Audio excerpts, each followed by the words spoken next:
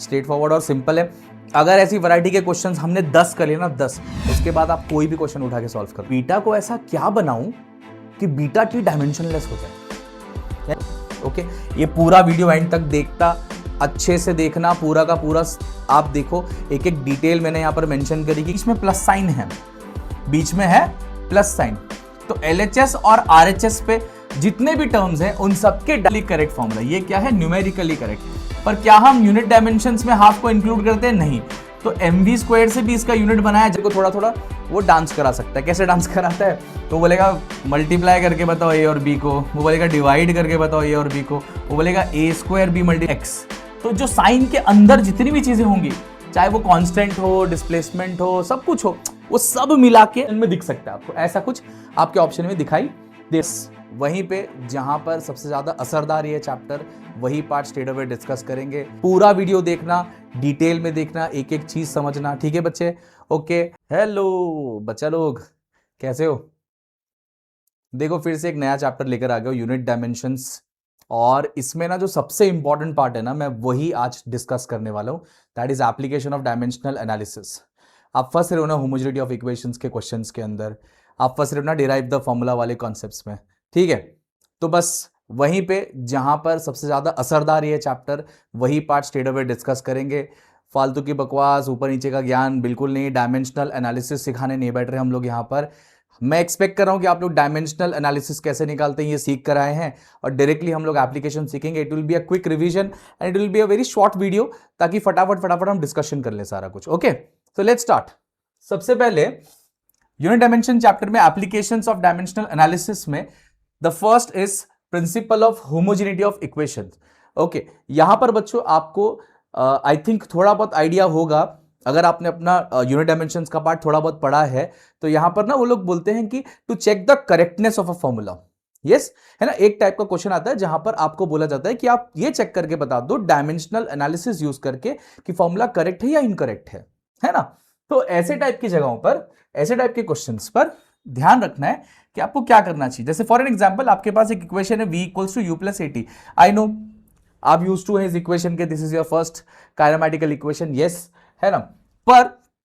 पर फिर भी अभी फिलहाल के लिए हम ये मान लेते हैं कि हम इन सब से अभी अनजान हैं, हमें कोई आइडिया नहीं है कि ये इक्वेशंस क्या है। हम बस इनको डायमेंशनली चेक करेंगे कि इक्वेशन करेक्ट है कि नहीं है। जब कभी भी आपको इस फॉर्मेट में एक इक्वेशन मिले बच्चों, इस फॉर्मेट के अंदर अगर आपको एक इक्वेशन मिलती है, तो ऑलवेज रिमेंबर, अगर बीच में प्लस साइन है, बीच में है प्लस साइन, तो LHS और RHS पे जितने भी टर्म्स हैं उन सबके डायमेंशंस इक्वल होने चाहिए। ओके, क्या मतलब है सर इसका? इसका मतलब यह है कि V और U का डायमेंशन बराबर होना चाहिए, V और AT का डायमेंशन भी बराबर होना चाहिए। ओके, तो खैर आओ इसको सिंप्लीफाई करके समझते हैं कि क्या ये बराबर है। Okay, let's start. Sir V का डायमेंशन हम सब पढ़कर आए थे, क्या था? L1 T-1, और U ये भी सर एक टाइप की वेलोसिटी है, तो इसका डायमेंशन भी L1 T-1। तो ये होती है फाइनल वेलोसिटी, ये होती है इनिशियल वेलोसिटी। ऑब्वियसली बात, इनका डायमेंशन मैच होने वाला है। ओके, AT का डायमेंशन अगर हम ढूंढे, AT, ओके, तो इसको ना मैं थोड़ा सा इलैबोरेट करके पढ़ाता हूं आपको। ओके, AT, तो A into T, where A is acceleration, T is time, A is acceleration, T is time. Acceleration का डायमेंशन बच्चों होता है L T-2, और वहीं पे टाइम का होता है T1। अब यहां पर हम लोग अपना बेसिक इंडाइसिस का रूल लगा लेंगे। T-2 है, T1 है, पावर्स को हम ऐड कर देंगे, तो -2 + 1 -1। तो देखो AT का डायमेंशन क्या निकल के आ गया? L1 T-1। सर V का डायमेंशन क्या था? L1 T-1। अच्छा, एक आदत और डालना बच्चों, कि आप हमेशा ना इन डायमेंशंस को स्क्वायर ब्रैकेट में रखने की हैबिट रखना। ओके, बिकॉज ना क्या होता है, कभी कभार हमारा लिखने का प्रेजेंटेशन जो है वो स्क्वायर ब्रैकेट्स होता नहीं है, and then we get confused. Okay, तो बेसिक रूल है डायमेंशंस को लिखने का स्क्वायर ब्रैकेट के अंदर, तो हम लोग ये आदत रखेंगे। ठीक है ना बच्चे? ओके, अच्छा, तो सर मतलब कि V और U का भी चेक हो गया, V और AT का भी चेक हो गया, दोनों भी करेक्ट आ गया। इसका मतलब है कि ये पूरी इक्वेशन जो है ये डायमेंशनली करेक्ट हो गई, डायमेंशनली करेक्ट हो गई। ओके, अच्छा सर इसको चेक कर लेते हैं। सर इसमें देखिए v स्क्वायर है। अच्छा सर v का डायमेंशन क्या था? सर v का था L1 t माइनस 1, तो v स्क्वायर का क्या होगा? द होल स्क्वायर कर दो, तो यहां पर क्या आ जाएगा सर? L2 t minus 2। तो अच्छा सर, तो सिमिलरली अगर u स्क्वायर भी एक वेलोसिटी है तो इसका भी तो L2 t माइनस 2 ही होगा ना सर? सही बात है ना बच्चों, वी स्क्वायर और यू स्क्वायर दोनों भी सेम चीज है, तो उनका डायमेंशंस भी मैच करना चाहिए। ओके, तो सर ये तो हो गए करेक्ट। अब चेक करते हैं V square is equals to 2a square को। सर ये 2 का क्या करें? कुछ मत कर, छोड़ दे। यूनिट डायमेंशंस में ये जो नंबर्स आते हैं ना बच्चों फॉर्मूले में, इनका कोई मीनिंग नहीं है, हम लोग सिर्फ और सिर्फ क्वांटिटी में डील कर रहे हैं। ये इकलौता चैप्टर है जहां पर हम न्यूमेरिकली करेक्ट फॉर्मूला नहीं देख रहे, हम लोग सिर्फ डायमेंशनली करेक्ट फॉर्मूला देख रहे हैं। ओके, ये इनका डिफरेंस समझो बच्चों, ठीक है? समझा देता हूं मैं आपको। जैसे फॉर एन एग्जांपल आपका फॉर्मूला है kinetic energy which is half mv square. आप देखो ये हाफ सेंस बनाता है जब अपन यूनिट डायमेंशंस के बाहर है। ओके, जब हम लोग एक्चुअल फिजिक्स के क्वेश्चंस को सॉल्व करें तो this half mv square is actually relevant, ये डिराइव होकर आया हुआ है ना? तो that is called as a numerically correct formula. ये क्या है? Numerically correct. पर क्या हम यूनिट डायमेंशंस में हाफ को इंक्लूड करते हैं? नहीं। तो mv स्क्वायर से भी इसका यूनिट बनाया जा सकता है? The answer is yes. तो इस फॉर्मूले को कहा जाता है डायमेंशनली करेक्ट फॉर्मूला। ओके, तो जरूरी नहीं कि हर बार कोई dimensionally correct formula numerically correct हो। ओके, बिकॉज हम इन कॉन्स्टेंट्स को, इन मल्टीपल्स को कंसिडर नहीं करते हैं इस चैप्टर यूनिट डायमेंशंस के अंदर। ओके, तो आई गेस इतना समझ में आ गया, इतना बेसिक्स देखो समझता है ना? आगे बढ़ते हैं। तो सर अगर मैं इसको चेक करूं तो अल्टीमेटली आप यही बोलना चाह रहे हो ना कि सिर्फ आप V square is equals to A square को चेक करो। ओके सर, तो ए स्क्वायर के लिए एक्सेलरेशन इनटू डिस्प्लेसमेंट का स्क्वायर, एक्सेलरेशन इनटू डिस्प्लेसमेंट का स्क्वायर। तो ए स्क्वायर का डायमेंशन अगर मैं बनाऊं यहां पर, ए का डायमेंशन बनेगा एल टी माइनस 2 और डिस्प्लेसमेंट इज एल, उसका स्क्वायर, तो L2 बनेगा। तो L2 और L1 कुल मिला के कितने हो गए? L3 T minus 2। ओ सर क्या प्रॉब्लम हो गई? अरे बहुत बड़ी प्रॉब्लम हो गई, तो घनी प्रॉब्लम है यहाँ पर। क्या प्रॉब्लम है? देखो वी स्क्वायर यू स्क्वायर का डायमेंशन मैच हुआ था सर, यस सर हो गया था। लेकिन सर जब वी स्क्वायर और 2a स्क्वायर का डायमेंशन मैच कर रहा हूं ना, तो मैच नहीं हो रहा है, मैच नहीं हो रहा है। तो ये डायमेंशन मैच नहीं हुआ, तो अब ये इक्वेशन डायमेंशनली इनकरेक्ट है, यानी कि एक नॉन होमोजेनियस इक्वेशन है। एंड जो थोड़े से समझदार बच्चे जिन्होंने थोड़ा बहुत स्कूल लेवल पे ना काइनेमैटिक्स पढ़ रखा है, उनको पता है कि यहाँ पे स्क्वायर नहीं है। तो मैं जानता था कि यहाँ पे स्क्वायर नहीं, मैंने जानबूझ के डाला ताकि आपके पास दो एग्जाम्पल्स बन जाए, एक डायमेंशनली करेक्ट वाला बन जाए, एक डायमेंशनली इनकरेक्ट वाला बन जाए, आप दोनों को पहचानना सीख जाओ। है ना? बढ़िया हो गया ना? चलो अच्छा, नेक्स्ट एक मैं लाया हूं थोड़ा सा आगे फ्लूइड मैकेनिक्स की दुनिया से एक फॉर्मूला। बेटा इसको बोलते हैं एटमॉस्फेरिक प्रेशर। ओके, ये एटमॉस्फेरिक प्रेशर है। बाकी ये है बेटा हाइट। ओके, ये है आपकी डेंसिटी, डेंसिटी को एक सिंबल देते हैं रो। ओके, और ये है acceleration due to gravity. Okay, तो आई थिंक ये सब सिंबल्स आप जानते हैं ऑलरेडी, स्कूल लेवल पर भी ये सारी बातें हो चुकी है हमारे साथ में, इसके लिए हम जानते हैं कि ये सिंबल्स का एक्चुअल में या कैजुअली मीनिंग क्या होता है ना? और जब कभी भी सवाल बोलते हैं कि the terms has its usual meaning, तो यूजुअल मतलब जो आप बचपन से पढ़ते आए हो वही लगा दो, एच को हाइट, रो को डेंसिटी, जी को एक्सेलरेशन ड्यू टू ग्रेविटी। अच्छा, चेक करने पर डायरेक्टली तेरे को पता तो चल ही रहा है ना कि ये तो प्रेशर है, ये भी प्रेशर है। अच्छा ये, अच्छा आपको नहीं ये टोटल प्रेशर है, ठीक है ना? बच्चे बोलेंगे सर ये तो बताया ही नहीं आपने। बेटा जब मैं प्रेशर की इक्वेशन बना रहा हूं तो ये प्रेशर ही होगा ना, ऑब्वियस सी बात है। तो ये टोटल प्रेशर है, ये एटमॉस्फेरिक प्रेशर है, ये एच जी। तो सर मुद्दा ये है कि मुझे इसको चेक करना है। ये तो क्लियर समझ में आता है, एटमॉस्फेरिक प्रेशर प्रेशर है, टोटल प्रेशर प्रेशर है, तो उनके डायमेंशन तो मैच ही होने वाले हैं, है ना? तो अब मुद्दा आता है कि एच रो जी भी क्या प्रेशर बनाता है? आओ चेक कर लेते हैं, एच रो जी। अच्छा उससे पहले प्रेशर का डायमेंशन लिख देते हैं। प्रेशर का डायमेंशन क्या होता है? L-1 M1 T-2। देख प्यारे बच्चे, एक बात समझना कि इस वीडियो के अंदर मैं ये एक्सपेक्ट कर रहा हूं कि तू डायमेंशनल एनालिसिस जानता है। इनकेस अगर तुम नहीं जानते हो तो कोशिश ये करना कि आपको कहीं ना कहीं इंस्टीट्यूट लेवल पर कोई टेबल, कोई बुक, कोई डायमेंशंस आपके इंडिविजुअल टीचर ने पढ़ाया होगा, और अगर नहीं है बेटा एनसीईआरटी में रेफर कर लेना, तेरे को डायमेंशंस की टेबल मिल जाएगी। गूगल पे रेफर कर लेना, वहां पर भी तेरे को डायमेंशंस की टेबल मिलने वाली, ऑनलाइन सब जगह पर, ठीक है? बाकी तुम तो हो ही स्मार्ट, है ना? तो तुम निकाल लोगे डायमेंशंस कैसे करते हैं, ठीक है? तो एक बेसिक डायमेंशनल एनालिसिस अगर तुम्हें आती है तो फिर ये बहुत ही ज्यादा सिंपल है।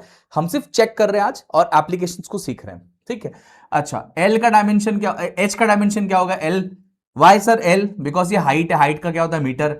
डेंसिटी का आपने क्या पढ़ा, L-3, यस, m1, ओके। और एक्सेलरेशन ड्यू टू ग्रेविटी का होता है L-T-2। अब ये सब साथ में है बेटा, है ना, ये सब साथ में। तो बताओ फिर, ये भी L है, ये भी L है और ये भी L है, इन सब के पावर को हम ऐड करेंगे तो 1 + 1 2 2 - 3 -1। सही बात है सर। M1 तो एज इट इज रहेगा, उसको कोई हैम्पर नहीं कर रहा, टाइम भी एज इट इज रहेगा, उसको भी कोई हैम्पर नहीं कर रहा। तो ये देखो, तो L-1 M1T -2, L-1 M1T -2, तो सर ये भी करेक्ट निकल के आ गया, ये भी करेक्ट निकल के आ गया। इसका मतलब कि ये इक्वेशन भी होमोजीनियस है, ये वाली इक्वेशन भी होमोजीनियस है। ये बहुत काम की इक्वेशन है, जब आप फ्लूइड मैकेनिक्स में जाएंगे this is a very useful equation, okay. तो एक थोड़ा सा मैं आपको टेस्ट देना चाह रहा था अलग अलग इक्वेशंस की, तो हैंस 3 एग्जांपल्स लेके सॉल्व कर दिए। वैसे एंट्रेंस एग्जाम में ज्यादा एक्सपेक्ट मत करना कि इस पार्ट से सवाल आएगा कि आपको चेक करने बोलेंगे इक्वेशन सही है कि नहीं, ओके। आपको आता है इसका टाइप 2 से, तो ये आप टाइप 1 में आपको बस इसीलिए सिखाया, द रीजन इज कि आप बुक्स में जाओगे तो आपको ये मिल जाए, तो आपको समझ में आना चाहिए, बस दैट्स इट, ओके। एक तरीके से हमने बेसिक्स बनाया, समझो, ओके।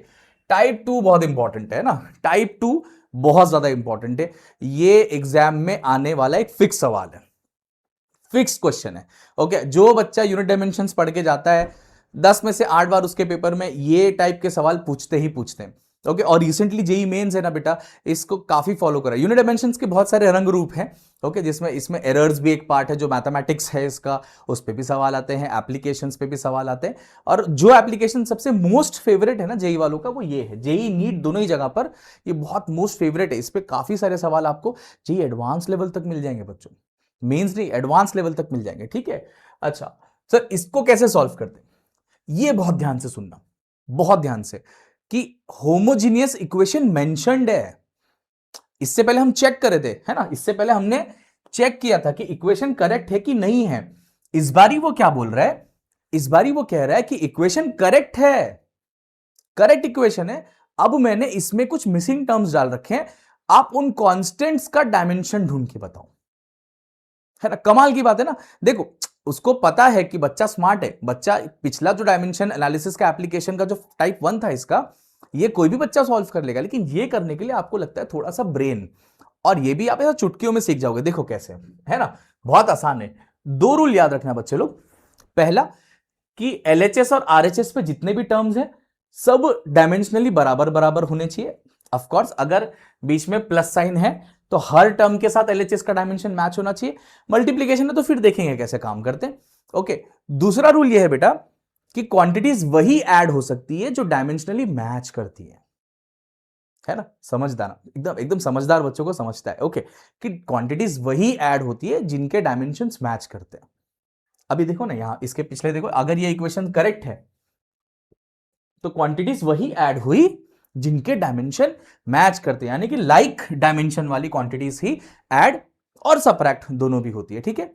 तो लाइक डायमेंशन वाली क्वांटिटी ही ऐड और सबट्रैक्ट दोनों हो सकती है। तो अगर आपसे पलट के कोई सवाल पूछ लेता है कि बता दो फिर कि कौन सा ऐसा मैथमेटिकल ऑपरेशन यूज करूं कि मुझे नई क्वांटिटी मिले, तो बेटा या तो मल्टीप्लीकेशन यूज कर या तो टू डिवीजन यूज कर, इसी में तेरे को कोई नई क्वांटिटी मिल सकती है। क्योंकि अगर तू एडिशन सबट्रैक्शन कर रहा है तो मैं ये मानूंगा कि वो दोनों क्वांटिटी सेम है। Got it? अच्छा, तो सर अब इस क्वेश्चन को सॉल्व करना सिखा दो। देखो भाई, इसने बोल दिया है कि ये डायमेंशनली करेक्ट है या इक्वेशन होमोजीनियस है, तो मैं सीधा सीधा बोल, अच्छा उसमें वो लोग बोलते हैं देखो इसका डायमेंशन ढूंढ के बताओ, एबीसी का डायमेंशन ढूंढ के बता दो, ऐसी बातें कर रहे हैं वो, ओके। तो आ जाओ, उसने क्या बोला, v किसके बराबर है, एटी के। अच्छा a इस बार ही बेटा एक्सेलरेशन नहीं है बेटा, है ना, a क्या है, कांस्टेंट है, तो एक्सेलरेशन नहीं है ये, एक्सेलरेशन नहीं। अब वो एक्सेलरेशन जैसा हो जाए तो अलग बात है, but this is not acceleration, ठीक है, this is just a constant. I can put alpha beta gamma delta कुछ भी डाल सकता हूं वहां पे मैं, है ना। अच्छा, तो अभी यहां से v/t बन के निकला, v का डायमेंशन सब जानते हैं L1t-1 होता है, ओके। और t टाइम है तो टाइम का डायमेंशन भी t1 होता है, t1 को ऊपर ले जाऊंगा तो a का डायमेंशन बन के निकल गया L1t-2। अब बाय डिफॉल्ट ये एक्सेलरेशन का ही डायमेंशन है और सिंबल भी a है, ओके, ये बाय डिफॉल्ट हो रहा है ना, बात समझ में आ गया, ठीक है। अच्छा, यहां पर अगर a की जगह अल्फा होता तब भी यही आता आंसर, है ना बच्चे। अच्छा sir, what about b sir, देखो b तक जाने से पहले आपको ये सॉल्व करना पड़ेगा। अभी 1-2 मिनट पहले मैंने बोला कि क्वांटिटीज वही ऐड हो सकती है जिनके डायमेंशन मैच करते हैं, तो खत्म हो गया। तो सी और टी का डायमेंशन मैचिंग है, तो सी का डायमेंशन कितना हो गया, T1। और V जो है इस पूरे टर्म के बराबर होना चाहिए ना बेटा, LHS RHS के हर टर्म के बराबर होना चाहिए। तो मैं लिख सकता हूं V is equals to B by T. अब C लिखने की जरूरत नहीं है, C और T का डायमेंशन मैचिंग है, तो मैं सिर्फ T लिख देता हूं। तो B का डायमेंशन क्या निकल के आ गया, V इंटू टी।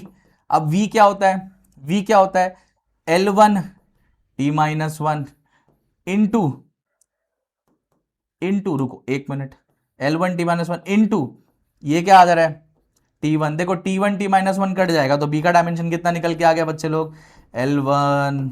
अच्छा, थोड़ा सा लॉजिक लगा, थोड़ा सा कॉमन सेंस लगा, क्या ये वेलोसिटी इनटू टाइम है, तो वेलोसिटी इनटू टाइम सीधी बात है कि वो बनाने वाला है डिस्टेंस, तो ये L1 ही आने वाला था। तो ऐसे आपने A B C के डायमेंशन निकाल लिए। हो सकता है कि आपको पूछ ले कि बताओ A कौन सी क्वांटिटी को रिप्रेजेंट कर रहा है, तो अभी A वैसे तो कांस्टेंट था, लेकिन अब समझ में आ रहा है कि वो एक्सेलरेशन को ही रिप्रेजेंट कर रहा है। पूछ ले C किसको रिप्रेजेंट कर रहा है, तो C टाइम को रिप्रेजेंट कर रहा है। पूछ ले B किसको रिप्रेजेंट कर रहा है, तो बोलेंगे लेंथ को या डिस्टेंस को रिप्रेजेंट कर रहा है। ओ वाह सर, ये तो बहुत बढ़िया चीज है। तो अगर आपसे पूछ ले कि बताओ फिर B बाई सी किसको रिप्रेजेंट कर रहा है, तो ये तो दिख क्या रहा है, B बाई सी वेलोसिटी को रिप्रेजेंट कर रहा है। ऑप्शन में वेलोसिटी होगा, मार्क कर देना। ये तो इजी है सर, है ना। हम बिना मतलब ही खामा में इससे डर रहे थे, इन क्वेश्चंस को अटेम्प्ट नहीं कर रहे थे। अब आज जाके पहली फुर्सत में हम लोग इन क्वेश्चंस को सॉल्व करेंगे, ठीक है। हम ढूंढेंगे पीवाईक्यू में से चुन चुन के सॉल्व करेंगे, ठीक है। चलो एक और टाइप का इसी पे बेस्ड एक सवाल कर देता हूं मैं। ओके, अभी थोड़ी देर पहले प्यार से मैंने क्या बोला था, क्वांटिटी वही ऐड हो सकती है जिनके डायमेंशन मैच करते हैं। ओके, इस इक्वेशन को बेटा वैंडरवाल्स इक्वेशन बोलते हैं। इसमें और डेटा देते हैं, जैसे कि बोलते हैं P प्रेशर है, V वॉल्यूम है, A और B कांस्टेंट है और K RHS पे कांस्टेंट है ना। तो मैंने उतना सारा तामझाम नहीं लिखा, मैं सीधा स्ट्रेट फॉरवर्ड बात करूं, मैं तेरे को बता देता हूं, P प्रेशर है, V वॉल्यूम है, खत्म। ओके, तो अब देख, अगर P से A by V square add हुआ है, P में A by V square add हुआ है, तो P और A बाई वी स्क्वायर का डायमेंशन मैचिंग है। उसने मेरे को बोला A का डायमेंशन ढूंढ के बता, ये लो भाई P वी स्क्वायर। अच्छा, P का डायमेंशन क्या होता है, L-1 M1 T-2, और V स्क्वायर का क्या होता है सर, V का क्या होता है, L3 का स्क्वायर। अब देखो इसको सिंप्लीफाई करूंगा तो ये L6 हो जाएगा, 6। अच्छा, कुछ बच्चे ना यहां पर भी प्रॉब्लम क्रिएट करते, बोलते सर आपने L⁻⁶ क्यों नहीं बोलते, आप लोग को क्या प्रॉब्लम है। बेटा डायमेंशंस में रूल होता है कि जो पावर होता है ना उसको रेस टू नहीं बोला जाता है, उसको डायरेक्टली उसके नंबर से बुलाया जाता है। जैसे L6 L5 L4 L2 L-1, है ना। तो वो अभी तक तुम बचपन से L-1 कैसे लिखते थे, यहां L⁻⁻1 को L-1 बोलते हैं। ओके, ये देखो 6 है और -1 है, तो यहां 5 बचेगा, बाकी को कुछ चेंजेस नहीं हो रही, एज इट इज छोड़ दो। सर ये तो मिनटों में सॉल्व हो रहा है, अरे ये सेकंड्स में सॉल्व होता है।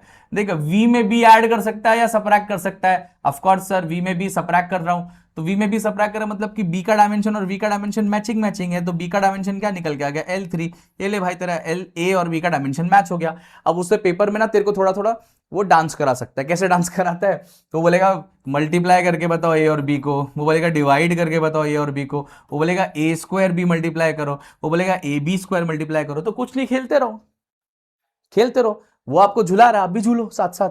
ओके, कैसे झूलेंगे सर, देखो ना ये A निकाल लिया मैंने, अगर उसने बोला A इंटू बी कर लो, इंडाइसिस सीख क्या हो, L5 L3 L8 कोई ऑप्शन में होगा। ओके, उसके बाद सब सेम है। अच्छा, वो बोलता है A/B, तो डिवाइड कर लेना बेटा, तो L2 M1 T-2। अच्छा, उसके बाद वो बोलता है A² भी, तो इसका पूरे का स्क्वायर कर, इंटू 2 से सबको मल्टीप्लाई कर, पावर में सब इंटू 2 कर, ये 10 हो जाएगा, ये 2 हो जाएगा, -4 हो जाएगा, इंटू L3, तो 10 और 3 13 13 L3 के साथ बाकी के ऑप्शंस, समझा ना। तो बहुत फास्ट किया सर, बहुत फास्ट किया। अब 0.5x पे सुन ले बेटा YouTube में अपने पास में फीचर्स है, टेंशन वाली बात नहीं, ठीक है। तो थोड़ा स्लो करके भी तुम लोग सुन सकते हो, मैं फास्ट इसलिए पढ़ा रहा हूं बेटा बिकॉज मेरे को वीडियो लंबी नहीं करनी है, ठीक है। अच्छा, लेकिन आई थिंक कॉन्सेप्ट में समझा पा रहा हूं तेरे को अच्छे से, है ना, कॉन्सेप्ट बहुत बढ़िया समझ में आ रहा है। ओके, चलो आगे बढ़े आगे बढ़े। सर ये इधर क्या लिखा हुआ है, सर ये क्या बात है सर, यही वाली चीजों से डरते हैं सर हम लोग। अब है ना, मेरे जो प्यारे प्यारे नीट के बच्चे, ओके, जैसे ही वो मैथमेटिकल फंक्शंस को देखते हैं, ओके, वहां से ना उड़न छू हो जाते हैं, उड़न छू नीट वाले, ठीक है। तो मैं देखो नीट वाले क्यूट बच्चों को मैं यही बोलूंगा बच्चे लोग कि ना डायमेंशनल एनालिसिस से नहीं डरना, क्योंकि यहां पर जैसे ही मैथ्स का टर्म आया ना, ये क्वेश्चन आसान कर देता है, ये टफ नहीं करता, क्वेश्चन को सिंप्लीफाई करता है। पूछ कैसे सर, कुछ इंपॉर्टेंट फंक्शन है जिनमें ना सवाल आता है, जैसे कि साइन एक्स। तो जो साइन के अंदर जितनी भी चीजें होंगी, चाहे वो कांस्टेंट हो, डिस्प्लेसमेंट हो, सब कुछ हो, वो सब मिला के उन सब का अगड़म बिगड़म करके उनका डायमेंशन लेस आने वाला है, उनका डायमेंशन L0 M0 T0 आने वाला है। ओके, ध्यान देना कि डायमेंशन लेस का मतलब होता है L0 M0 T0, कोई डायमेंशन नहीं आने वाला, कोई भी डायमेंशन नहीं आने वाले वहां पर। सेम विथ लॉग, लॉग के अंदर चाहे कितनी भी कहानी लिखने दे उसको, अंदर उसने पूरा ज्ञान का सागर लिख दिया, कोई फर्क नहीं पड़ता, एंड में उसका डायमेंशन लेस रहने वाला है। Same goes for exponential. Exponential के हैं, ये क्या हो गया भैया?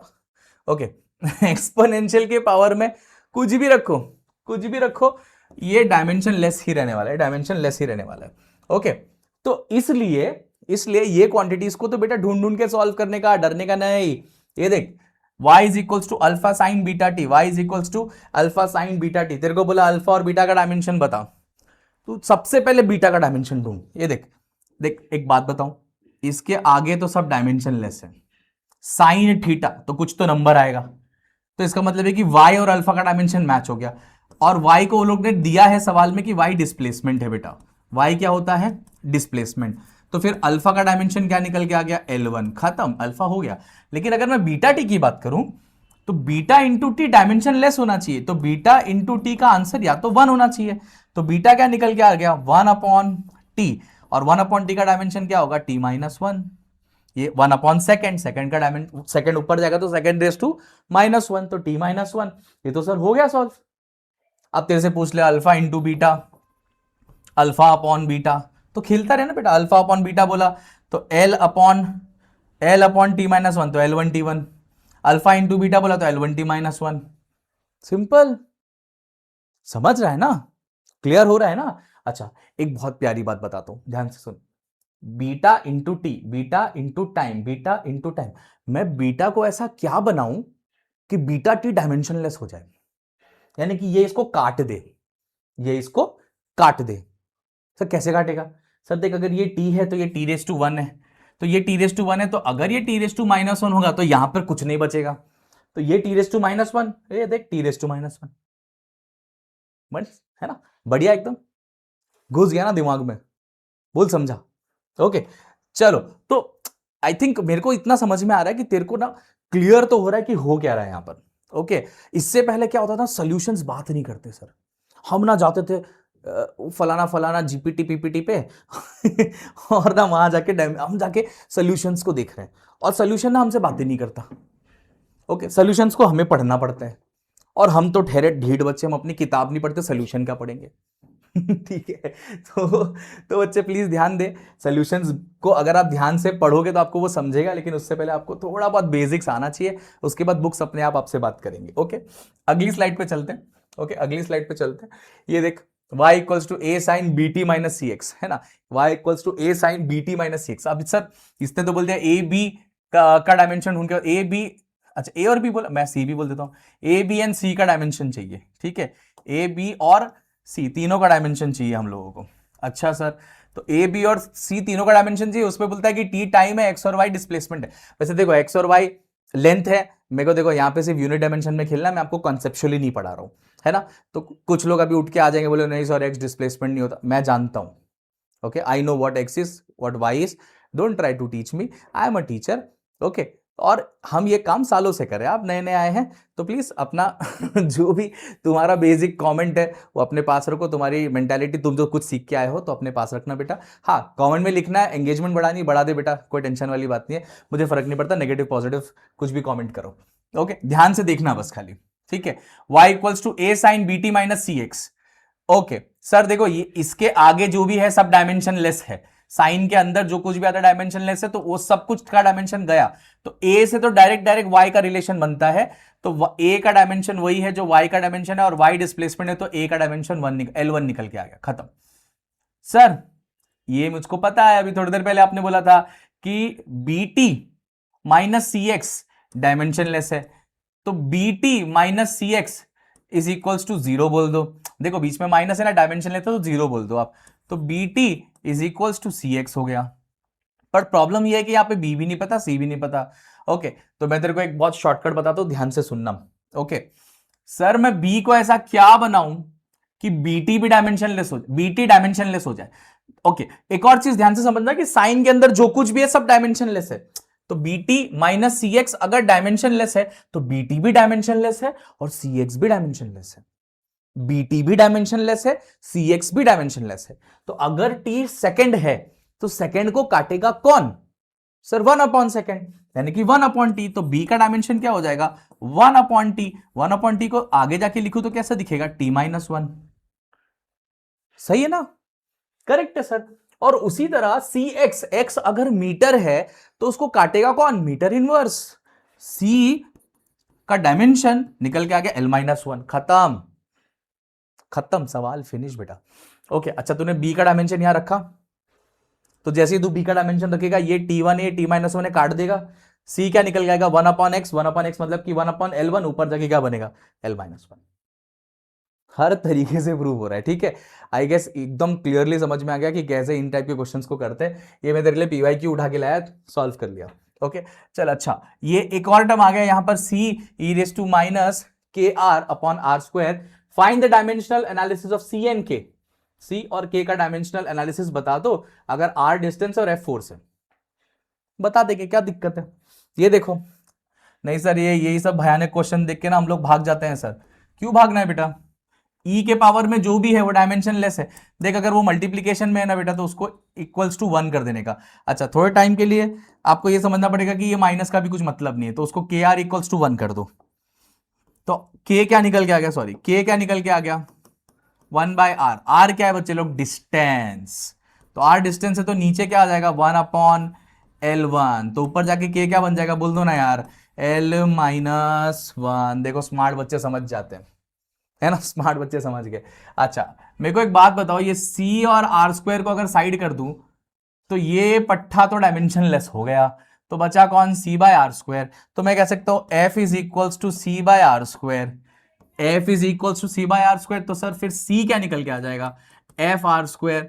सर f मतलब फोर्स है, फोर्स का डायमेंशन बेटा रगों में बहना चाहिए। L1m1t-2 ऐसा नसों में बहना चाहिए आपके। L1m1t-2 ये ऐसी क्वांटिटी जिससे आप बहुत सारी क्वांटिटीज का डायमेंशन ढूंढ सकते हो। फोर्स का डायमेंशन बाय हार्ट होना चाहिए, मतलब होना चाहिए। ओके, यहां देखिए L2 है, कुल मिला के कितना हो गया? ध्यान से देख, L3m1t-2। खत्म, L3m1t-2। L1m1t-2 फोर्स का और डिस्टेंस का L2, L3m1t-2। एकदम क्लियरली समझ में आया है? पक्का समझ में आया है ना? परफेक्टली समझ में आ गया सर, क्या ही बात है। ये डायमेंशनल एनालिसिस हम इसको इतना मुश्किल समझ रहे थे इन एप्लीकेशंस के ऊपर, ये तो बहुत ही ज्यादा स्ट्रेट फॉरवर्ड और सिंपल है। अगर ऐसी वैरायटी के क्वेश्चंस हमने 10 कर लिए ना, 10, उसके बाद आप कोई भी क्वेश्चन उठा के सॉल्व कर लोगे। ओके, ये पूरा वीडियो एंड तक देखता, अच्छे से देखना, पूरा का पूरा आप देखो। एक एक डिटेल मैंने यहां पर मेंशन करी कि कैसे सॉल्व करते हैं इन क्वेश्चंस को, तेजी से सॉल्व करते हुए आगे बढ़ते हैं। अच्छा प्लीज अगर वीडियो अच्छा लग रहा है, यहां तक पहुंच गए हो, प्लीज लाइक शेयर सब्सक्राइब, कुछ तो अच्छा कमेंट कर दो बच्चों, अच्छा काम करे, प्लीज मोटिवेट करो, है ना? चलो आगे बढ़ते हैं। Next is to derive a formula using dimensional analysis. ये दूसरे एप्लीकेशंस पे आ गए हम लोग, अभी वो वाला एप्लीकेशन खत्म हो गया। सर ये वाले क्वेश्चन भी ना सर एकदम रस्तों के कांटों की तरह है। ओके, बहुत बारी हम कंफ्यूज हो जाते हैं कि ऐसे क्वेश्चंस को कैसे सॉल्व करें। ओके, तो आज तेरे कंफ्यूजन को खत्म करते हैं यहाँ पे। डिराइव द डायमेंशनल फॉर्मूला या dimensions for force in terms of, बोल रहा है, coefficient of viscosity, radius and velocity. जब कभी भी ऐसा सवाल आए कि आपको किसी चीज का फॉर्मूला किसी क्वांटिटीज के टर्म्स में बनाना है, पहला स्टेप लिख दे बेटा, let F is equals to some constant, और उसके बाद क्वांटिटीज लिखना चालू करेंगे। जैसे ईटा, आर और ये वी है, तो इधर लिख दे बेटा एक्स, वाई और जेड। ये कांस्टेंट अगर उसने क्वेश्चन में दे रखा है तो लास्ट में सब्स्टिट्यूट कर देना, नहीं तो मत कर, क्या दिक्कत है? तेरे को तो ऐसे भी फॉर्मूला बनाना है, वो बन जाएगा, ठीक है। अच्छा अब क्या कर, अब फटाफट सबके डायमेंशनल एनालिसिस भरना स्टार्ट करो। ये के को साइड कर दो, ठीक है, के का डायमेंशन नहीं लिखेंगे हम लोग, सिर्फ इसमें खेलेंगे। ओके अच्छा चलो वापस से लिखूंगा मैं, थोड़ा शॉर्ट करके लिखेंगे, है ना, जगह बहुत नहीं तो कंज्यूम करता है ये। चलो इधर देखो, L1m1t-2, ये आ गया अपना फोर्स। ईटा, और ईटा कहाँ चला गया? ईटा बीटा किधर गया? ये रहा। ओके, यहाँ देखो ईटा का डायमेंशन बेटा आपको किताबों में दिया होता है L-1 M1 T-1, ठीक है। So you have to remember it, you have to learn it. इसका फॉर्मूला होता है, इसका फॉर्मूला आपको चाहिए तो मैं बता देता हूँ। It is force into displacement upon area into velocity. Okay, ऐसे करते हैं। तो यहाँ से देखो L1 M1 T-2, फिर यहाँ से आता है L1, यहाँ से आता है L2 एरिया का, इधर आता है L1 T-1। देखो ये L1 को टाटा बाय बाय कर दिया, ये L2 और L1 का L-1 हो जाएगा। M1 वैसे ही रहने वाला, -2, ये -1 ऊपर जाके +1 हो जाएगा तो -1। अरे वाह सर, हाँ डायमेंशन निकाल दिया सर आपने। डायमेंशन क्या ही निकाला है सर, मजा ही आ गया। ओके, तो बेटा ये डायमेंशनल एनालिसिस अगर तुझे सीखना है तो मैं, ठीक है, मैं एक काम करता हूँ, इसका भी एक सेपरेट बेसिक वीडियो तेरे लिए बना दूंगा 10-15 मिनट का। ओके, तो उसमें मैं तेरे को डायमेंशन कैसे निकालते सिखा दूंगा। बट मैं कितना भी तुम्हें सिखा दूं, अल्टीमेटली तुमको फॉर्मूला लर्न करना है, तुमको सब कुछ याद करना है। ओके, आप ये सोचोगे कि सर आपने सिखाया और हमको याद हो जाए, तो ऐसा मैजिक नहीं आता मेरे को, ठीक है, ऐसा मैजिक नहीं आता है, ठीक है। तेरे को आता है तो तू देख ले भाई। ओके, चल भाई। तो यहाँ देखो सर, ये ईटा का डायमेंशन आ गया। आर कौन है? आर तो सर डिस्टेंस, रेडियस बोला आपने, रेडियस मतलब L1, तो यहाँ पे रेस टू y, वेलोसिटी यानी कि L1 T-1 raise to z। जैसे ही तू इस फॉर्मेट में लिख देता है, उसके बाद ना तेरे को चाहिए तो तू ब्रैकेट खोल के एक और स्टेप लिख सकता है, बट मैं तेरे को शॉर्टकट बताता हूँ। L लिख, फिर ये x इसको भी मिलने वाला है, इसको y मिलने वाला है, इसको z मिलने वाला है। ओके, तो तू ध्यान देना, इधर -x हो जाएगा, और अगर पावर, अगर बेस सेम है तो पावर तो ऐड होने वाला है ना, इधर +y होने वाला है, और ये z इधर आएगा तो इधर +z होने वाला है। Okay, z। ओके, अच्छा, m का कुछ नहीं है तो m के पास x ही रहने वाला है। t के पास में क्या है? एक -x बैठा हुआ है और एक -z भी बैठा हुआ है। ओके, तो अच्छा एक चीज बहुत ध्यान देना बच्चे लोग कि z और 2 ये मैचिंग होते हैं लिखते वक्त, तो कब z का 2 हो जाएगा और कब 2z 2 इंटू 2 to 4 कर देगा तू, है ना। तो ऐसा वाला जादुई मैच कर देते हैं बच्चे, क्योंकि हम लोग क्या सबकॉन्शियसली सॉल्व करते करते ना खो जाते हैं। ओके, तो प्रेजेंस ऑफ माइंड नहीं रहता ना, तो ये दिक्कत आती है। ओके, तो अब देखो L1 M1 T-2 है। अब इसको देखो बहुत सारे तरीके से बहुत सारे टीचर्स बताते हैं, बट मैं आपको बेसिक से ही बता रहा हूं, है ना। मैं चाहता हूं कि आप एक फॉर्मेट फॉलो करो ताकि आपसे मिस्टेक्स ना हो। आप देखो ना, इधर -x + y + z, आप सीधा पावर कंपेयर कर दो बेटा, आप सीधा पावर कंपेयर कर दो। देखो 1 से कंपेयर होता है। अच्छा, ये देखो ये x है, x किससे कंपेयर होगा? डायरेक्ट 1 से। ओके, डायरेक्ट 1 से, तो x अगर डायरेक्ट 1 से कंपेयर होगा तो x का तो वैल्यू मिल गया सर। अच्छा सर, अच्छा ये देखो -x -z, ये किससे कंपेयर हो रहा है? ये सर ये -2 से कंपेयर हो रहा है, तो इधर -2 लिख दिया, बट x मैंने ऑलरेडी ढूंढ लिया है, वो -1 है, तो -1 -z -2। इधर देखो -z -2 + 1 -1 माइनस कटा, z का आंसर कितना आ गया? 1। तो मेरे पास x आ गया, मेरे पास z आ गया, ध्यान से दिख रहे, x आ गया, z आ गया, x आ गया, z आ गया, इसमें पुट कर। सो देखो -x का 1 + y मालूम नहीं, प्लस z कितना 1 = 1। ये देखो -1 + 1 गया, y का वैल्यू कितना आ गया? अरे 1। क्या बात है सर, क्या बात है। तो मतलब अगर मैं फोर्स का फॉर्मूला बना लूं तो वो some constant into η⁻⁴ r⁴ v⁴ इसी को बोलते हैं k η/r⁵। आप जब फ्लूइड मैकेनिक्स की दुनिया में जाएंगे तो इसको प्यार से बोलते हैं स्टोक्स लॉ, ठीक है।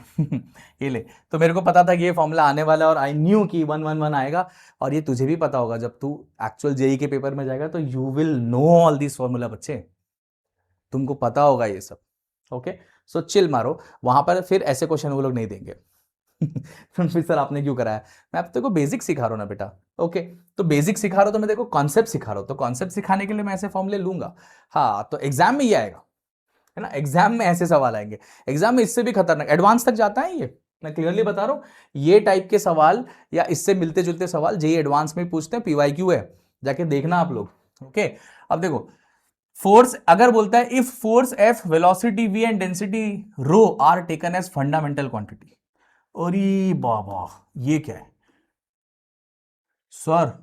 कुछ भी मत पढ़ाओ, कुछ भी मत पढ़ाओ। हाँ सर, हम लोग ने पढ़ा है फंडामेंटल क्वांटिटी 7 होती है, length, mass, time, temperature, electric current, amount of substance, luminous intensity, पढ़ा है हम लोग ने। तो अभी जो आप हमको ये टोपी पहना रहे हो, है ना, हम नहीं लेंगे झेल के। तो देख बेटा, ध्यान से सुन, मैंने कुछ नहीं किया है, सवाल बनाने वाले ने सवाल बनाया, तेरे मुंह पे मारा है तेरे को सॉल्व करना है। ध्यान से सुनना, फोर्स, वेलोसिटी और डेंसिटी रो है, डायमेंशनल फंडामेंटल क्वांटिटी तो है, और उसने बोला derive the formula of mass, तो डिराइव करना पड़ेगा। ओके, तो सर ऐसे केस में हम लोग तो गए काम से। नहीं बेटा, रूल क्या है, जो निकालना है LHS पे लिख और कुछ कांस्टेंट मल्टीप्लाई कर, फिर लिख एफ। ओके, हाँ लिखो F V rho X Y Z. अच्छा समझ गए सर। तो ये सर, ये तो M1 हो गया। हाँ ये फंडामेंटल आप जानते ही थे। ओके, लेकिन अभी ये फंडामेंटल नहीं है, ठीक है, अभी इसका डायमेंशन बन रहा है, ये इसके टर्म्स में बनाना है, ठीक है ना। सर F का क्या था, सर F का था L1 M1 T minus two, yes और नो। तो यहाँ पे x हो गया। सर वेलोसिटी का क्या था, L1 T minus one raise to Y, और रो का क्या था L minus three M1 raise to, अरे अरे अरे अरे अरे रेस टू जेड। ओके, अच्छा कुछ बच्चे लोग MLT भी पढ़ते हैं ना। देखो मैं LMT पढ़ा रहा हूं, बट कुछ लोग MLT भी पढ़ते हैं। तो बेटा जिसको MLT वाला आदत बैठा हुआ है ना, वो MLT से सॉल्व करो, उससे भी आंसर वही आने वाला है। ओके, इनके ऑर्डर चेंज करने से आंसर नहीं बदलते, ठीक है, तो ध्यान से समझना।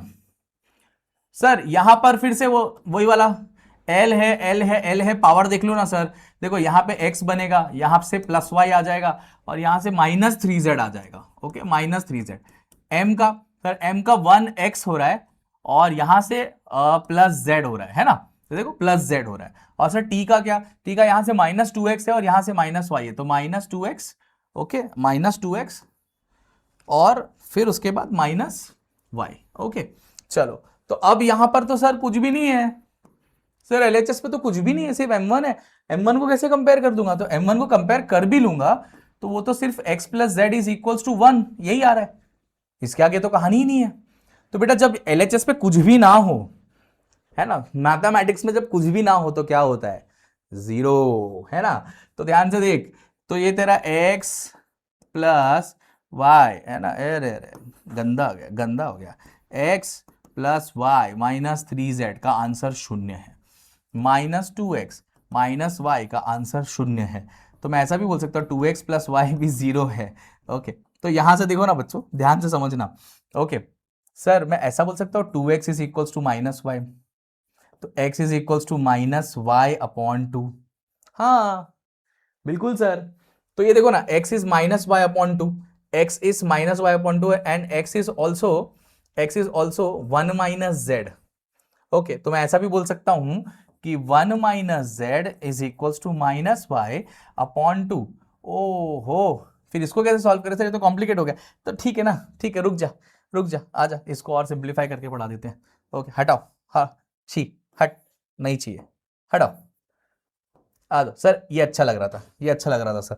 ओके, ध्यान देना, प्लीज ध्यान देना। x अगर -y/2 है तो इधर देखिए -y/2 है, प्लस y/2 है, सॉरी प्लस y है, प्लस y है, और -3z है इज इक्वल्स टू 0, ये तो चलेगा। चलिए देखो, इधर 1 है, इधर -हाफ है, ये 1 है, ये -हाफ है, तो 1 में से हाफ गया तो हाफ बचता है y/2, और यहां पर ये 3z को वहां भेज देता तो ये +3z हो जाता है, वहां जाके +3z। ओके, तो यहां से मेरे को देखो y निकल के आ गया 6z, है ना बच्चे, y क्या निकल के आ गया बच्चे लोग, 6z।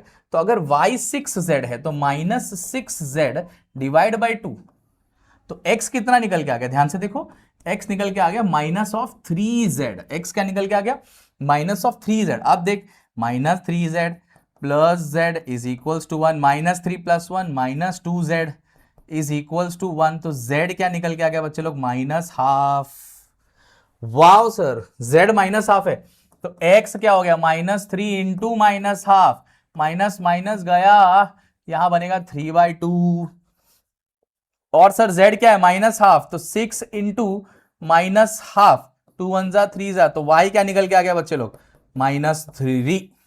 ओहो, तो फिर सर मेरे पास तो आ गया मास, कैसा, देखो k लिखूंगा सर, f⁻x, x क्या निकाला हम लोग ने, x x x x Hera 3/2, फिर क्या है v⁻y, y क्या निकाला सर, y निकाला -3, और सर लास्ट में क्या है ρ⁻z, z क्या निकाला, z z z z ये रहा z, -हाफ। ओहो, है ना, ओके, -हाफ। अच्छा, इसको थोड़ा सा सिंप्लीफाई भी कर सकते हैं हम लोग, यहां ध्यान देना, ठीक है। मैं लिख सकता हूं f⁻3 ओके, यहां मैं लिख सकता हूं v⁻3 नीचे, और यहां मैं लिख सकता हूं ρ⁻½ नीचे, है ना, माइनस का प्लस कर दिया हमने। माइनस का प्लस कर दिया।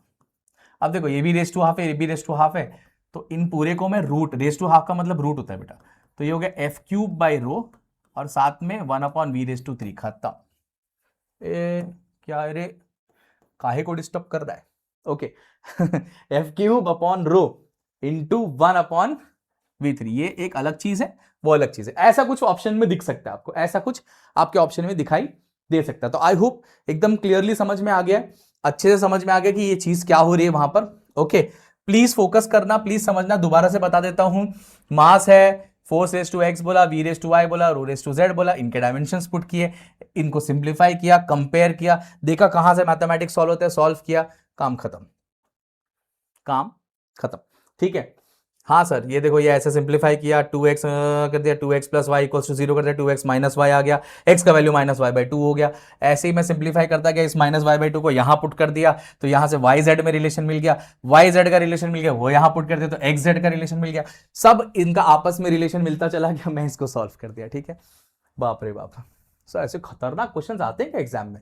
हाँ आते हैं बेटा। ये खतरनाक अभी लग रहा है आपको, बिकॉज ये क्या ना, या पहली पहली बार जो लोग देखते हैं ना उनको ये खतरनाक लगता है, पर एक दो बार जब आप सॉल्व कर लोगे ना तो ये बहुत सिंपल हो जाता है।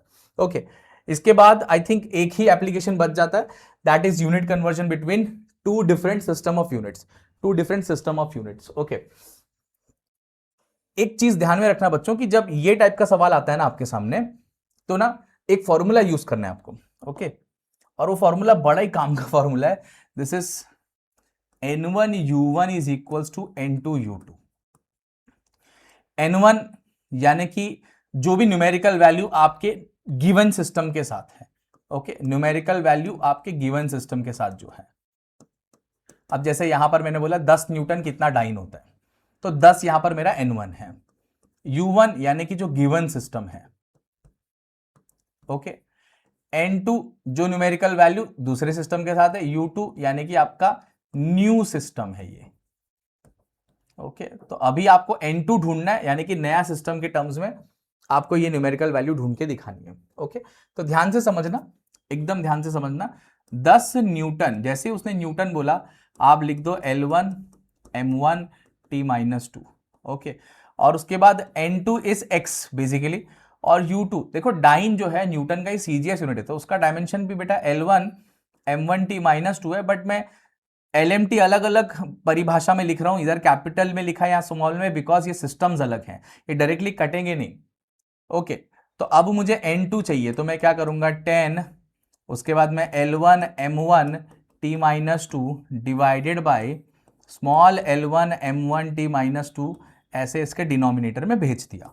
फिर क्या किया सर, फिर L वाले टर्म्स को साथ ले लिया क्योंकि उनके पावर मैचिंग है, M वाले टर्म्स को साथ ले लिया, उनके पावर भी मैचिंग है, टी वाले टर्म्स को भी साथ ले लिया, उसका पावर भी मैचिंग है। फिर उसके बाद क्या हुआ सर, देखो दोनों ही सिस्टम में CGS है ना, डाइन CGS है, तो यहां पर ये सेकंड है, और न्यूटन अगर मैं MKS की बात करूं तो ये भी सेकंड है, तो सेकंड से सेकंड कट जाएगा, तो यहां पर 1 बचता है, 1 रेज टू एनीथिंग तो 1 ही होता है, तो बचा कौन ये, तो इधर 10 लिखो।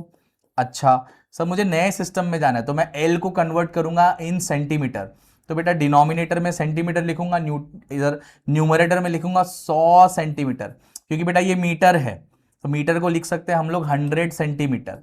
उसी तरह मास क्या है बेटा, मास होता है 1000 ग्राम, 1 केजी कितना होता है 1000 ग्राम, और नीचे क्या है ग्राम, तो ग्राम से ग्राम कटा, सेंटीमीटर से सेंटीमीटर कटा। अगर तेरे को बात समझ में आई है तो खुश रहना। ओके ये हो गया तेरा कन्वर्जन, तो ध्यान से देख 10 इंटू 10⁻², और दोनों जगह पावर में 1 1 है तो फर्क नहीं पड़ता, इंटू 10⁻3, 3 + 2 5, 5 + 1 6। तो देख भाई 10 न्यूटन निकल के आ गया कितना, 10⁻6 डाइन निकल के आ गया 10 न्यूटन। ओके 10⁻6 डाइन, ये तेरा आंसर निकल के आ गया 10 न्यूटन का। 10 न्यूटन का ध्यान में रखना कि 10 न्यूटन कितना निकल के आ गया, 10⁻6 डाइन, इधर 2 है इधर 3 है, ये 5 हो गया और ये 1, सही है। Okay simplified. अच्छा तो मतलब 1 न्यूटन कितना होता है 10⁻5 डाइन। अच्छा आपको कैसे पता, अरे भाई ये 10 को डिवाइड करना, तो 1 newton is equals to 10⁻5 dyne, और ये स्टैंडर्ड है, मेरे को लगता है इतना तो सबको पता है। अच्छा तो इससे भी प्रूव हो जाता है कि ये करेक्ट है, तो 10 न्यूटन इज 10⁻6 डाइन। ओके ये समझ में आ गया।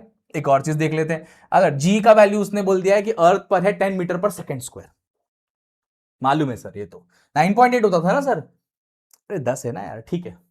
If the unit of length and time are converted to kilometre and hour, तो देखो इधर मीटर पर सेकेंड स्क्वायर है, इधर किलोमीटर और आर के टर्म्स में चाहिए, तो अब g का वैल्यू कितना हो जाएगा, तो क्या ही दिक्कत है, लिखते हैं ना, क्या लिखेंगे, n1u1 is equals to n2u2, n1 में मैं रखूंगा 10, सिस्टम क्या है sir l1t minus 2 acceleration, n2 मालूम नहीं है वही ढूंढना है, u2 भी l1t माइनस 2 है। अब मैं इधर भले ही बदल दिया लेकिन अब ये सीजीएस नहीं रिप्रेजेंट कर रहा है, अब ये रिप्रेजेंट कर रहा है किलोमीटर और आर को, ध्यान में देखना है ना, किलोमीटर और आर को रिप्रेजेंट कर रहा है। तो अब अगर मैं n2 ढूंढूं तो n2 क्या निकल के आएगा, 10 into l1t minus 2 divided by l1t minus 2। अब फिर से सर आप वही बोलोगे कि L1 को मिला दो, रेज टू 1 कर दो, टाइम से टाइम को मिला दो, रेज टू माइनस 2 कर दो, फिर टाइम से टाइम कैंसिल कर दो,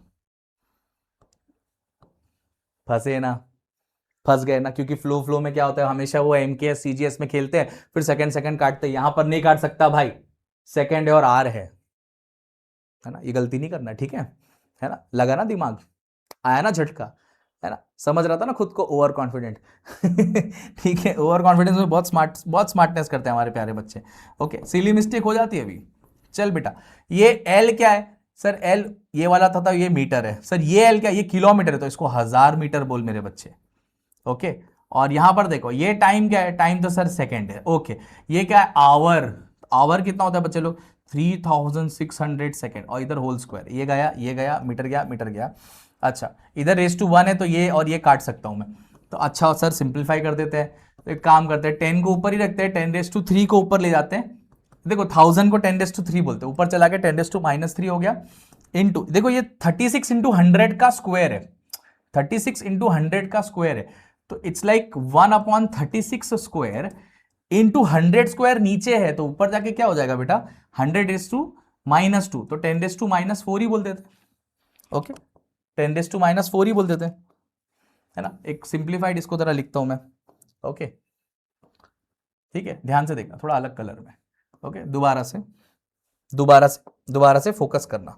ओके, क्या बोलना है सर, सर देखो ये 10 है, हाँ 10 लिख दिया सर, ये 10⁻³ नीचे था तो ऊपर ले जाके 10⁻³ कर दिया सर, ये 1/36 स्क्वायर इंटू 10 स्क्वायर का स्क्वायर, सर ये कैसे आया सर, 100 मतलब 10 का स्क्वायर 10⁻⁴, ऊपर जाके क्या बनेगा 10⁻⁻4, तो 10 इंटू 10⁻³ इंटू 10⁻⁴।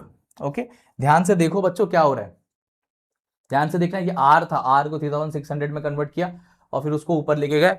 ओके, तो यहां पर कुल मिला के बात इतनी है कि यहां पर 36 का स्क्वायर है और ये n2 है। अब इसको तो सिंप्लीफाई करके सॉल्व करना बेटा, तेरा आंसर जो भी आएगा तो निकालना, इसका कुछ 1296 में आएगा, ठीक है, ध्यान देना। ओके, ध्यान देना, ये बहुत ही सिंप्लीफाइड चीज है, बहुत ही इजी चीज है, तेरे को कन्वर्जन समझ में आ गया है, तू सॉल्व कर लेगा, मेरे को पता है, यहां से कैलकुलेशन तेरे ऊपर है। ओके, प्लीज मैथमेटिक्स सॉल्व करना बच्चे, मैं बस चेक कर देता हूँ कि सब कुछ सही सॉल्व हुआ है कि नहीं हुआ है ना। जी 10 मीटर पर सेकेंड स्क्वायर है, ये मेरा n1 है जो कि 10 है, L1t-2 है और n2 ढूंढना है, और इसको नीचे भेज दिया और इसको सिंप्लीफाई किया, L क्योंकि मीटर में है तो उसको मीटर में रखा है, और स्मॉल l क्योंकि किलोमीटर में है तो उसको 1000 कर दिया। ओके, और ये 3600 है, 36 का स्क्वायर ऊपर की तरफ जाएगा तो n2 सिंप्लीफाई होगा, हाँ ठीक है, ठीक है, सब सही है। तो प्लीज ये कन्वर्जन बेटा खुद से करना, मैं तेरे को सिर्फ एग्जांपल दे रहा था, तो एग्जांपल के तौर पे चल एक और चीज मैं तेरे को सॉल्व करवा देता हूँ अच्छे नोट पे, एकदम सिंपल सी चीज सॉल्व करवा देता हूँ। जैसे तेरे को बोला जाएगा कि बताओ कि 500 जूल कितना अर्ग होता है। ओके, इस तरीके से तेरे को सवाल आएगा, 500 जूल कितना अर्ग होता है, ध्यान से देखना, 500 जूल कितना अर्ग होता है, तो तेरा n1u1 is equals to n2u2, तो तेरा n1 500 है, u1 तेरा जूल, जूल के लिए लिखेगा L2 m1t-2, n2 मालूम नहीं है, n2 मालूम नहीं है, यही ढूंढना है, और u2 स्मॉल l2 m1t-2। चल ध्यान से देख, n2 सर मैं अभी डायरेक्टली देखो शॉर्टकट मारूंगा, l से l को डिवाइड कर देंगे रेस टू 2, m से m को डिवाइड कर देंगे रेस टू 1, t से t को डिवाइड कर देंगे रेस टू -2। अच्छा, दोबारा से ये सेकंड है, ये सेकंड है, कट जाएगा, है। अरे बाबा L2M1T-2 में अभी ये SI यूनिट है ना, तो ये सेकंड है, और यहाँ पर CGS है तो ये भी सेकंड है, तो वो कट गया, तो बचा कौन, यहाँ पे 500 आएगा।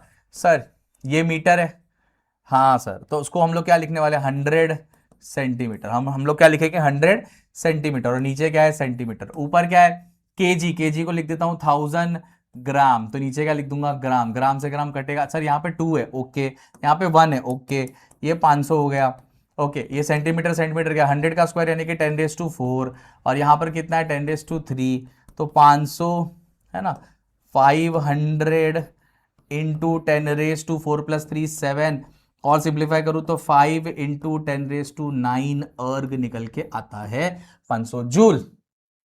तो ये थे तेरे applications of unit dimensional analysis. Please इसको गौर से समझना, अच्छे से सॉल्व करना, पूरा वीडियो देखना, डिटेल में देखना, एक एक चीज समझना, ठीक है बच्चे? ओके, फिर मिलते हैं नेक्स्ट वीडियो में कोई और टॉपिक के साथ। Bye bye, subscribe.